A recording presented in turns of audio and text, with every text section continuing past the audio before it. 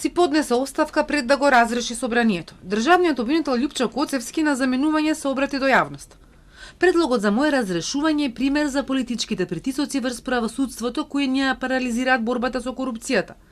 Постапката за негово разрешување ја смета политичка одлука и правно неиздржана.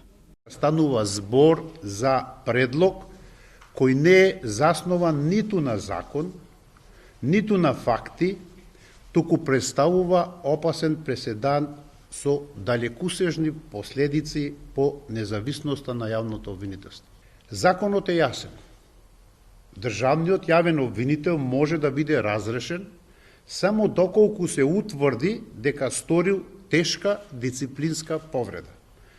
Тоа е така не заради заштита на Љупчо Коцевски или на кој било друг што ќе дојде на оваа функција, туку заради заштита на самостојноста на јавното обвинителство и начелото на поделба на власта. Принципи кои денеска се длабоко нарушени. Еден час пред почетокот на седницата на која беше закажано неговото разрешување, ја добил поканата од собранието, но без предлогот за разрешување, а не му било возможен ниту минимум разумен рок за да подготви своје обраќање, поради што вели, седницата била само формалност. Една од причините поради кои смета дека владата тргна да го разрешува е тоа што иницираше дисциплински постапки против обвинители. Решив да не ги толерирам пропустите и незаконитостите во работењето на одредени јавни обвинители, како и милионските штети кои беа нанесени со нивните одлуки и да барам нивна одговорност. Ова не се лесни одлуки, верувајте.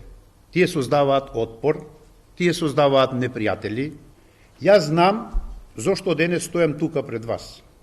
Тоа не е заради моје непрофесионално работење, тоа не е заради недостаток на резултати, туку затоа што како државен јавен обвинител отворено и јавно зборував за проблемите и за недостигот на ресурси, затоа што не се мешав во законското право на јавните обвинители на самостојно и независно одлучување.